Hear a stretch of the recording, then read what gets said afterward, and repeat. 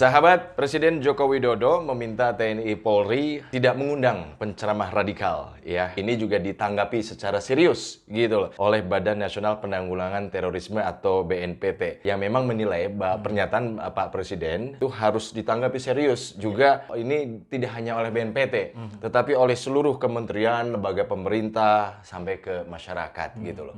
Nah, Kang Saiful, tentu saja ini menjadi polemik lagi gitu loh. Artinya polemik maksud saya di sini adalah betul kita setuju bahwa radikalisme itu memang betul-betul harus dilawan, ya kan? Cuman persoalannya adalah masalah penceramah yang dicap radikal atau tidak radikal. Nah, bagaimana ini memilah-milahnya? Tentu saja menjadi pertanyaan bagi publik ya, Kang Saiful. Gimana, Kang Saiful? Ya, bahkan kan ini menariknya, ini bukan sekedar direspon oleh BNPT, tapi direspon juga oleh Ormas Nahdlatul Ulama yang mengeluarkan rilis daftar penceramah radikal. Ngeri nih. Dan memang orang-orangnya kurang lebih tidak berubah dari tahun lalu apa 2 tahun lalu itu daftar itu tuh pernah juga dimunculkan.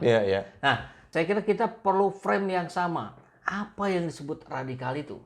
Radikal itu akan memiliki berbagai macam definisi, tergantung siapa dia yang menggunakannya. Anggaplah dalam konteks kita, bagi para pemikir, bagi para peneliti, itu kemampuan berpikir radikal itu dibutuhkan. Bagi seorang filosof juga sama demikian. Berpikir sampai ke akar-akarnya, mencari persoalan sampai ke akar-akarnya. Itu radikal. Nah, memang kita dengar dari BNPT ada penjelasannya. Mungkin Kang Ijul ada berapa itu? Ada 5 yang menjadi indikator bahwa penceramah itu dicap atau dinilai sebagai radikal. Ya kan, yang pertama mengajarkan ajaran anti Pancasila. Anti Pancasila. Itu yang pertama. Kemudian yang kedua mengajarkan paham takfiri.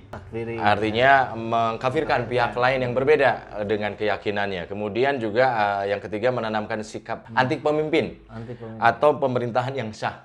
Itu radikal. Kemudian yang keempat memiliki sikap eksklusif.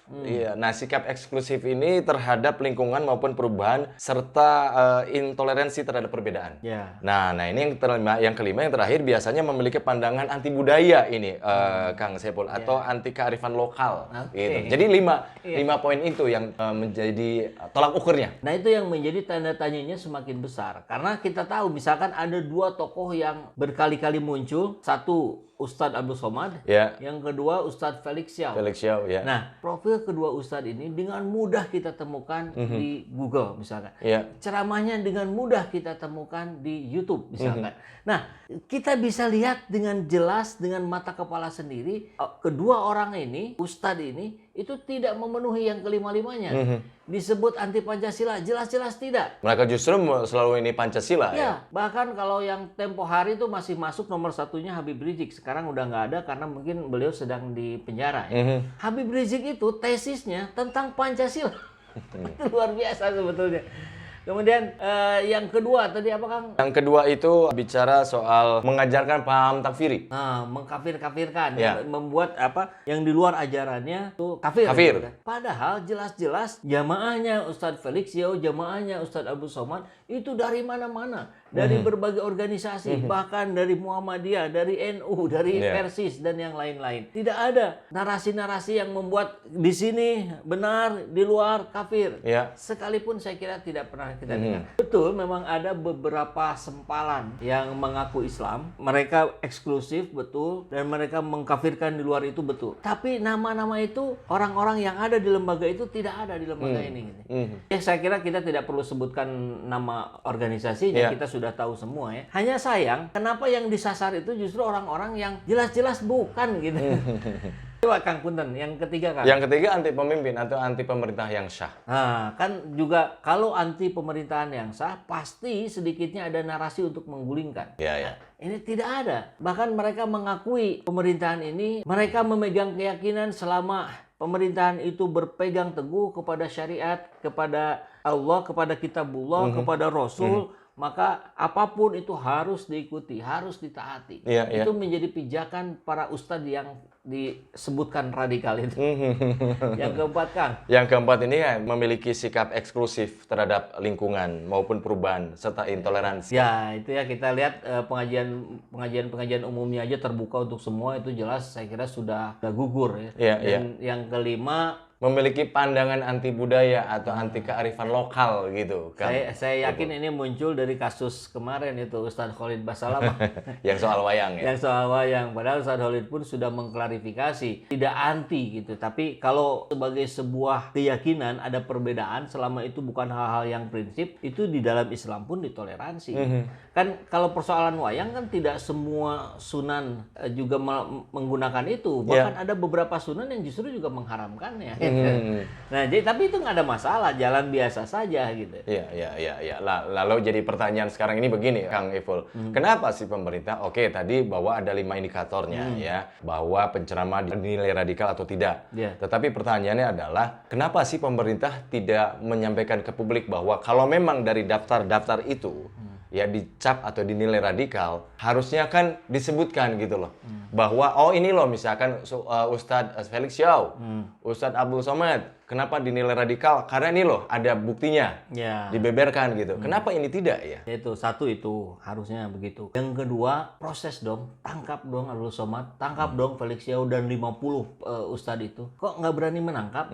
Kan kalau memang diindikasi memiliki paham-paham radikal kan memang berbahaya. Nah, ternyata kan tidak juga. Nah, jadi persoalannya jadi mundur, Kak. Pertama, apa yang disampaikan Pak Jokowi bahwa jangan undang penceramah radikal. Itu sangat boleh jadi seperti biasa, Kang. Itu sebuah skrip naskah yang diberikan, Pak Jokowi hanya membacakan. Dan Pak Jokowi pun barangkali juga belum paham yang radikal itu seperti apa, penceramah yang radikal, penceramah yang tidak radikal itu seperti apa. Mungkin yang dimaksudnya adalah udahlah undangnya penceramah yang menye-menye aja gitu.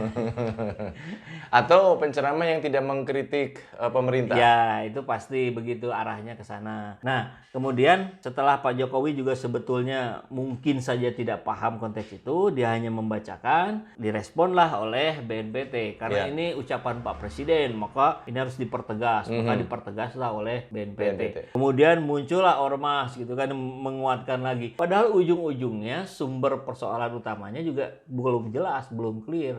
Sangat boleh jadi begitu. Iya. Nah, ini yang jadi lucu juga jadi pertanyaan bahwa ketika daftar ustadz atau ustadz penceramah yang sebelumnya itu masuk nama Habib Rizik, kemudian setelah yang sekarang ini yang baru tidak muncul nama Habib Rizik karena di penjara gitu loh. Apakah harus di penjara dulu sehingga itu nama-namanya tidak ada gitu? Ya, mungkin harapannya begitu, keinginannya begitu, tapi saya yakin sekali ini keinginan segelintir orang di pusat kekuasaan. Sebetulnya tidak semuanya, bahkan mungkin mayoritasnya tidak. Tapi persoalan hari ini banyak kekuasaan yang dikendalikan oleh minoritas gitu. Jadi yang mayoritasnya tidak berkeinginan seperti ini, tapi kendalinya ada di minoritas. Minoritas maksud saya ini minoritas paham yang dipaksakan oleh pemerintah itu. Gitu. Alhamdulillahirrabbilalamin, saat ini banyak sekali sahabat-sahabat dari Saiful Zaman Channel yang menjadi patron dari kegiatan ini, yang mendukung, yang mensupport dengan berbagai cara. Luar biasa, via WhatsApp, via grup, via media sosial lainnya. Bahkan tidak sedikit yang kemudian mendonasikan uangnya untuk perjuangan kami di medan dakwah ini. Ya jelas hal ini sangat membantu keberlangsungan channel ini karena kebutuhan pun kemudian bertambah. Tidak bisa lagi ini dikerjakan oleh 1-2 orang. Kita harus merekrut lebih banyak orang. Dan itu jelas membutuhkan dana yang tidak kecil. Oleh karena itu buat sahabat-sahabat semua yang terus mendukung kami, doakan juga kami untuk mampu istiqomah, untuk mampu terus menyuarakan dan menggemakan suara hati rakyat. Dan seperti biasa, bagi yang ingin membersamai kami dengan membantu operasional channel ini, sahabat bisa mendonasikannya ke nomor rekening yang ada di bawah sini. Dan silakan untuk mengkonfirmasikannya ke nomor yang ada di sini.